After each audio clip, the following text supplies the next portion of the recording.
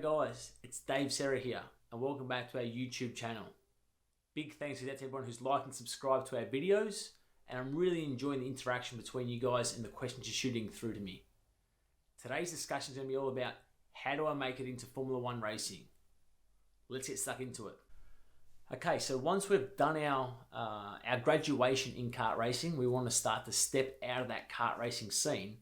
The next logical step for you to go onto that Formula One path is to move into an open wheel race car. So when we're looking at a Formula One car, we've got the wings, we've got the slicks, we've got the suspension. That's something that you're not used to when you've come out of kart racing.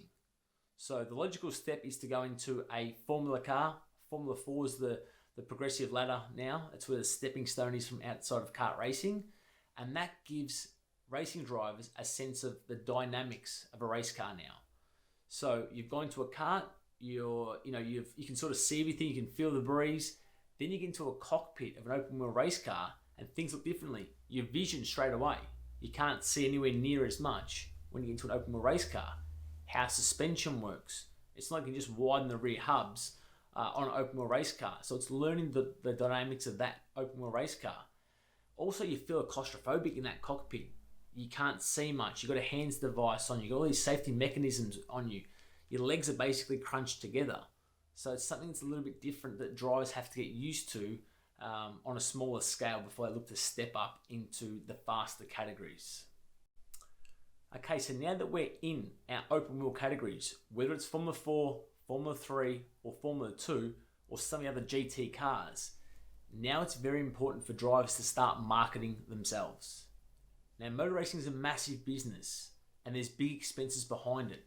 So it's very, very important for these drivers and the parents as well to start marketing that driver into being who they want that person to represent. Now, we're looking at some of the biggest brands in the world. Red Bull comes to mind. You've got massive car manufacturers. They've got that face of a driver in front of millions of people. So we look at Lewis Hamilton. He is representing Mercedes-Benz. You've got Max Verstappen representing Red Bull. So you want to start building that profile, engaging with your fans out there. So it's a lot easier to go to a sponsor and start promoting their products. People are going to support you. They're going to support their products. Now, when we're looking at one of the best people on the grid when it comes to Formula One and their personality is Australia's Daniel Ricciardo. He's just such a likable character. Whether he's in the front row or he's in the back row and he's had a difficulty, he's still smiling, he's still buzzing, he's still engaging with his fans. Now, what that does is as he moves from team to team to team, that fan base starts moving with him. They go and buy the merchandise when he goes to Renault or to McLaren. They're supporting Daniel Ricciardo, not so much supporting the team that he's based with. So it's very, very important that when you can start this as you're in kart racing as well. The earlier you can start to build your profile, build your social media channels up, then people start to recognize who this Dave Serra is or who this Joe Blow is, whoever it may be, from a very young age. And then maybe in 2 years' time, when this same person starts getting these results up into different categories, it might just trigger some of these big businesses and go, you know what, I remember that name. And I might give him an opportunity and try and support him as well. So it's very, very important that you can be the best race car driver in the world. But if you don't have the finances, it's very, very hard to get these opportunities. You might do it. But if you've got the financial backing and you've got the people pushing you like an army behind you, the chance they're going to have a lot better opportunity to get yourself into a seat. Okay, so now it's the exciting part. Now we've got an army of people behind us, pushing us with resources, so that's not an issue in the back of our mind, where we're going to find the next dollar. Now it's important we start knocking on doors and we try and get our way into a feeder program. When you're looking at some of the big teams, Ferrari's got their driver academy, Renault's got one, Mercedes has got a couple of drivers in these programs. What they're doing is you're associating yourself with the Formula One team. You're starting to tap into those resources, whether it's from marketing, whether it's from fitness, whether it's from the simulation and the driver training that you can develop, the skills of the drivers that you want to make it with. So you just imagine a Mercedes program and you're at a simulator day with Lewis Hamilton, a 7-time world champion, there helping guide you. That's very, very important. So once we've learned our skills in karting, We've moved up into the open wheel categories. We're starting to get the dynamics of a race car. Now we're starting to market ourselves to get that money, get that following behind us. Once we've got all that, now we can start tapping on people's doors saying, you know what, we've got the resources, we can put in a large budget, we can put in the effort to do the simulation, to do the test days. If we crash, it's not the end of our year. So it's very, very important that once you've got the money behind you, start targeting the right programs that are going to give you that one opportunity you can take. Okay, so now we're knocking on the doors. Some teams out there might give us an opportunity. Now, when we're looking at Ferrari, they gave Charles Leclerc an opportunity at a very young age to take over the Prancing Horse logo right there. So it's not often you see one of the major teams taking on such a young rookie driver, but it can be done. The last thing we want to look at is taking your opportunity. Not many drivers get to drive a Formula One race car, for starters.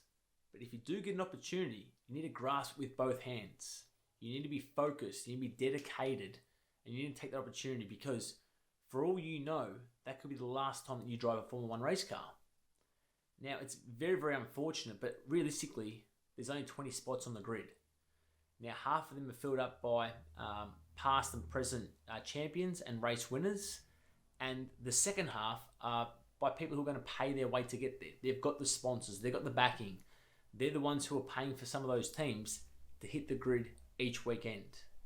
So there's not much room for error. If you don't take that opportunity, you have a bad test day, you make mistakes, you don't ask questions, you're not engaging with the team, you're not learning, you're not doing a good job marketing yourself or promoting that race team itself, then you might not get another chance. Now, as bad as it looks, your career could be over in a very quick instance as well.